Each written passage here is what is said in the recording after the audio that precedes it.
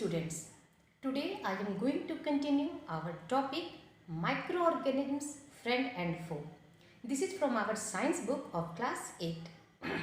बच्चों, पिछले वीडियो में हमने चर्चा की थी माइक्रो ऑर्गेनिजम्स के विभिन्न ग्रुप्स के बारे में, कैटेगरीज के बारे में, और साथ ही साथ हमने देखा था कि वो कैसे हमारे लिए बेनिफिशियल हैं, वो हमें बेनिफिट पहुंचाते हैं और वो कैसे हमारे फ्रेंड हैं। आज की वीडियो में हम इस चैप्टर की बाकी की बातें करेंगे कि वो कैसे हमारे लिए फोक का काम करते हैं, कैसे वो हमारे लिए हार्मफुल है। आप अभी देख रहे हैं कि अभी कोरोना वायरस फैला हुआ है, लॉकडाउन में हम लोग हैं, तो ये क्या है? ये वायरस जो है वो माइक्रो ऑर्गेनिज्म है और इसकी वजह से पूरा विश्व जो है अभी परेशान है। तो जो माइक्रो ऑर्गेनिज्म होते हैं वो एक तरफ जहाँ हमें बेनिफिट पहुँचाते हैं, वहीं वो दूसरी तरफ हमें तरह तरह की बीमारियों से भी घेर लेते हैं। तो जो डिजीज़ कॉजिंग माइक्रो ऑर्गेनिज्म होते हैं उन्हें कहा जाता है पैथोजेंस। क्या कहा जाता है? पैथोजेंस, जो कि डिजीज़ कॉजिंग होते हैं। Disease causing organisms are known as pathogens. अब एक और बात आपको इस पर पढ़नी है कि ये जो माइक्रो ऑर्गेनिज्म हैं वो कैसे बीमारियां फैलाते हैं। तो वो किसी माध्यम के द्वारा फैलाते हैं। जैसे अभी आप जानते होंगे कि हमें बार बार हाथों को धोना है, हमें किसी भी चीज़ को नहीं छूना है, हमें अपने चेहरे के आगे मास्क लगाना है, तो जाहिर सी बात है कि ये किसी माध्यम से फैलते हैं। तो बीमारियां जो होती हैं, डिजीजेज जो होती हैं, उनको दो कैटेगरीज में बांटा गया है। एक कम्युनिकेबल डिजीजेज। कम्युनिकेबल डिजीजेज एक व्यक्ति से दूसरे व्यक्ति में किसी न किसी माध्यम से फैलती है, चाहे वो एयर हो सकता है, वाटर हो सकता है, कॉन्टैक्ट हो सकता है, किसी भी तरीके से। और जो दूसरी तरह की डिजीजेज होती हैं वो होती हैं डेफिशिएंसी डिजीजेज, जो हमारे बॉडी में किसी चीज़ की कमी से या फिर किसी अन्य कारण से होते हैं। वो कम्युनिकेबल नहीं होती है। जैसे मान लीजिए कि आपके घर में किसी को एनीमिया है, तो ज़रूरी नहीं कि घर के सभी लोगों को एनीमिया हो जाएगा, लेकिन अगर किसी को स्मॉल पॉक्स हो जाता है तो उससे दूसरे लोग भी प्रभावित हो जाते हैं। अगर किसी को मलेरिया हो जाता है तो दूसरे लोग भी प्रभावित हो जाते हैं। तो वैसे समय में सेपरेशन जो होता है वो बहुत ही अनिवार्य हो जाता है, पेशेंट को अलग रखा जाता है। मुझे लगता है कि आप ये बात समझ रहे होंगे। तो अब हम देखते हैं कि माइक्रो ऑर्गेनिज्म हमारे बॉडी में कौन कौन सी बीमारियां फैलाते हैं। वैसे तो ये लिस्ट बहुत लंबी है, लेकिन आपकी किताब में जो दिया गया है वो यहाँ है। माइक्रो ऑर्गेनिज्म में तीन तरह से आप देख रहे हैं कि बीमारियां फैल रही हैं। एक है वायरस के द्वारा, दूसरी है बैक्टीरिया के द्वारा और तीसरी है प्रोटोजोअन्स के द्वारा। ये तीन कैटेगरीज अभी आपके सामने यहाँ पर है, इसके अलावा भी है। तो सबसे पहले हम लोग देखते हैं कि वायरस के द्वारा कौन कौन सी बीमारियां हो रही हैं और वो कौन कौन से मोड से ट्रांसमिट हो रही हैं। Mode of transmission, causative micro organism और डिजीज, ये हमें देखना है। तो डिजीज है हेपेटाइटिस ए, जो कि वायरस के द्वारा फैल रहा है और इसका मोड ऑफ ट्रांसमिशन क्या है? वाटर। मीजल्स वायरस के द्वारा फैलते हैं, मोड ऑफ ट्रांसमिशन है एयर। चिकन पॉक्स वायरस के द्वारा फैलते हैं और ये एयर या कॉन्टैक्ट के द्वारा आते हैं। पोलियो ये भी वायरस के द्वारा फैलते हैं और ये एयर या वाटर के थ्रू एक व्यक्ति से दूसरे व्यक्ति में ट्रांसमिट होते हैं। अब दूसरी जो कैटेगरी हमने बनाई है वो है बैक्टीरिया की। बैक्टीरिया ट्यूबरकुलोसिस, आप लोग जानते होंगे ट्यूबरकुलोसिस डिजीज के बारे में, और ये जो है एयर के थ्रू फैलता है। तो इसमें लोगों को कहा जाता है कि अपने चेहरे को वो ढक के रखें, खांसते समय मुंह के आगे रुमाल रख लें। कॉलरा बैक्टीरिया के द्वारा फैलता है और इसमें जो मोड ऑफ ट्रांसमिशन है वो वाटर और फूड है। कहा जाता है कि साफ पानी पिएं, पानी को ढक के रखें, खाने को ढक करके रखें, नहीं तो कॉलरा फैल जाएगा। टाइफाइड ये बैक्टीरिया के द्वारा फैलता है और इसका मोड ऑफ ट्रांसमिशन क्या है? वाटर। तो हमने क्या देखा कि हमें अपना जो वाटर है, फूड है, उसको कैसे रखना चाहिए? अच्छे ढंग से रखना चाहिए, ढक के रखना चाहिए। और एक और आप कैटेगरी देख रहे हैं मलेरिया। मलेरिया से सभी परिचित होंगे, बहुत ही पॉपुलर डिजीज है और ये प्रोटोजोअन्स के द्वारा होती है, प्लाज्मोडियम के द्वारा होती है, प्लाज्मोडियम वायरस। और ये किसके द्वारा फैलता है? मॉस्किटो के द्वारा फैलता है।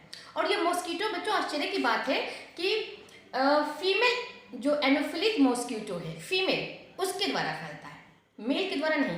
आपको आश्चर्य होगा कि जो मेल मॉस्किटोज होते हैं वो पूरे के पूरे वो प्लांट पे डिपेंडेंट होते हैं, वो उसका सैप लेते हैं या फिर उसका अदर पार्ट्स का वो रस लेते हैं। लेकिन जो फीमेल मॉस्किटोज होती हैं उनको एक लाइन प्रोसेस के लिए आवश्यकता होती है ह्यूमन ब्लड की। तो वो क्या करते हैं? हमारे ब्लड को सक करती हैं। लेकिन सक तो करती हैं, साथ ही साथ वो क्या करती हैं कि जो मलेरिया के जो पैरासाइट्स होते हैं उनको हमारे बॉडी में डाल देती है। तो यहाँ पे मॉस्किटो क्या हुआ, वो वेक्टर हुआ जिसके माध्यम से वो मलेरिया डिजीज जो है वो हमारे बॉडी में आ गई। हम जब छोटे थे तो सोचते थे कि पेशेंट को आराम देने के लिए मच्छरदानी में रखा जा रहा है, उसका ज़्यादा केयर किया जा रहा है, लेकिन एक्चुअली क्या होता है कि जब मलेरिया किसी इन्फेक्टेड व्यक्ति को काटने के बाद किसी स्वस्थ व्यक्ति को, हेल्दी पर्सन को जब काटती है तो ब्लड के माध्यम से वो क्या करती है कि मलेरिया के पैरासाइट को, फीमेल एनोफिली, वो हेल्दी पर्सन में ट्रांसमिट कर देती है। तो ये है कुछ डिजीजेस, उनके कॉजेटिव, माइक्रो ऑर्गेनिज्म और मोड ऑफ ट्रांसमिशन। तो यहाँ पे आपने क्या देखा कि ये जितनी भी बीमारियां हो रही हैं वो किसके द्वारा हो रही हैं, माइक्रो ऑर्गेनिज्म के द्वारा। और ये माइक्रो ऑर्गेनिज्म क्या है, यहाँ पर हमारे लिए फो का काम करे, ये हार्मफुल है।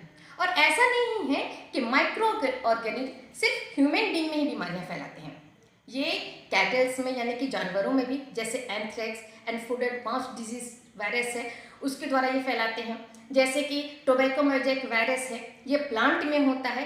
तो माइक्रो ऑर्गेनिज्म एनिमल्स के में, प्लांट में, ह्यूमन बीइंग में, सभी में बीमारियां फैलाते हैं और भी बहुत तरह से ये हमें हार्म पहुंचाते हैं।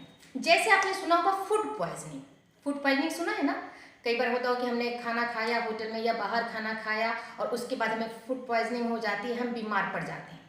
तो फूड पॉइजनिंग किसके द्वारा होता है, फूड पॉइजनिंग माइक्रोब्स के द्वारा होता है और हमें आवश्यकता होती है कि हम अपने खाने को प्रिजर्व करके रखें, ढक करके रखें, बासी खाना ना खाएं, सड़ा गला खाना ना खाएं, बाजार का ना खाएं, जो भी खाएं फ्रेश फूड खाएं। तो बहुत सारे ऐसे मेथड्स हैं जिसके द्वारा कि फूड को प्रिजर्व किया जाता है। तो चलिए चर्चा करते हैं प्रिजर्वेशन ऑफ फूड की। तो अब हम चर्चा करते हैं कि फूड प्रिजर्वेशन कैसे कैसे किया जाता है। सबसे पहला हमारे पास केमिकल मेथड, यानी कि जब हम कुछ बना रहे हैं उसमें हमने केमिकल डाल दिया जो कि फूड प्रिजर्वेशन का काम करेगा। जैसे हम सॉस बनाते हैं तो सॉस बनाने में हम क्या करते हैं कि सोडियम बेंजोएट हो गया, सोडियम बाइसल्फाइड डाल देते हैं और वो डालने के बाद हमारा जो सॉस है वो पूरे सालों भर बिल्कुल सुरक्षित रहता है। तो यहाँ पर हमने सॉस बनाने में उसको प्रिजर्वेटिव के रूप में हमने क्या यूज़ किया, तो सोडियम बाइजोएट और सोडियम बेंजोएट और सोडियम बाइसल्फाइड। तो सोडियम बेंजोएट है और सोडियम बाइसल्फाइड तरह के जो केमिकल्स होते हैं वो क्या करते हैं कि फूड को प्रिजर्व करते हैं ताकि हम उसको सालों भर उसका यूज कर सकें। दूसरा है हमारा preservation by common salt and sugar. जैसे मीट है, फिश है, या फिर आपने देखा हो कि घरों में जब हम अचार बनाते हैं तो अचार बनाने में या फिर कोई सब्जी जब सुखाते हैं तो उस पर क्या डाल देते हैं, नमक डाल देते हैं, कॉमन साल्ट डालते हैं। कॉमन साल्ट क्या करता है कि उस कंटेंट से वाटर को जो है रिड्यूस कर देता है। कैसे रिड्यूस करता है, ऑस्मोसिस के द्वारा। ऑस्मोसिस में क्या होता है कि वाटर जो है हाई कंसंट्रेशन की ओर मूव करता है। तो जब वाटर जो है वो हाई कंसंट्रेशन की ओर मूव करेगा तो जो हम मीट है, फिश है या जो भी हमारे अचार है उसमें क्या हो कि वाटर की क्वांटिटी कम हो जाएगी और इससे वो है अधिक समय तक वो प्रिजर्व रह पाता है। तो ये तो अचार बनाने में हम नमक डाल देते हैं, लेकिन हम शुगर का भी यूज़ करते हैं जब हम जैम और जेली बनाते हैं, वहाँ पर हम नमक की जगह पे क्या डालते हैं, उसमें शुगर डालते हैं। तो पहला हमारा हो गया केमिकल मेथड जिसमें कि हम सोडियम बेंजोएट डाल रहे हैं, सोडियम मेटाबाइसल्फाइड डाल रहे हैं। दूसरा हो गया कि हम शुगर यूज़ कर रहे हैं या फिर साल्ट यूज़ कर रहे हैं। तीसरा है preservation by oil and vinegar. यहाँ पर हम जो फूड को प्रिजर्व कर रहे हैं, जैसे आपने देखा होगा कि अचार में या ऑयल डाल देते हैं या फिर हम विनेगर डाल देते हैं। ये क्या करते हैं कि ये बाहर के एनवायरनमेंट से उस फूड को अलग कर देते हैं जिससे बैक्टीरिया वगैरह वहाँ पे पनप नहीं पाते हैं और हमारा फूड जो है विनेगर के अंदर, ऑयल के अंदर पूर्णतः सुरक्षित रहता है। अगला हमारा पॉइंट है heat and cold treatment. Heat and cold treatment हम लोग दूध में यूज़ करते हैं और इसको पास्चुराइजेशन भी कहते हैं। पास्चुराइजेशन लुईस पास्चर के नाम पे इसका रखा गया। इस प्रोसेस में दूध को 70 डिग्री सेल्सियस तक बॉईल किया जाता है 15 to 30 सेकंड के लिए और सडनली फिर उसको ठंडा किया जाता है। इस विधि से जितने भी माइक्रोब्स वगैरह होते हैं वो क्या होते हैं, सभी खत्म हो जाते हैं और दूध जो है वो लंबे समय तक के लिए सुरक्षित रहता है। तो पहला हो गया हमारा केमिकल मेथड, दूसरा हो गया preservation by common salt and sugar, तीसरा हो गया ऑयल एंड विनेगर के द्वारा प्रिजर्वेशन, अगला हो गया हमारा पास्चुराइजेशन और लास्ट में है स्टोरेज एंड पैकिंग। आपने देखा हो कि हमारे यहाँ डिब्बा बंद खाना आता है, आता है ना, पैक रहता है, उसमें क्या होता है कि बाहर के एयर से उसका संपर्क बिल्कुल हटा हुआ रहता है, एकदम परफेक्ट पैकिंग होती है, बहुत अच्छी पैक करके उसको स्टोर करके हमें भेजा जा जाता है। तो अगर हम परफेक्ट पैकिंग और स्टोरिंग करते हैं तो उसके वजह से भी जो माइक्रोब्स होते हैं वो उस खाने को इफेक्टिव नहीं करते हैं और खाना हमारा प्रिजर्व रहता है और बचा हुआ रहता है। तो ये थे कुछ हमारे फूड प्रिजर्वेशन के मेथड, और साथ ही साथ हमने देखा कि माइक्रोब्स जो हैं वो कैसे हमें अपने बीमारियों से हमें आक्रांत करते हैं। मुझे आशा है कि आपको ये चैप्टर समझ में आया होगा, आप इसे पढ़ेंगे और समझेंगे। धन्यवाद।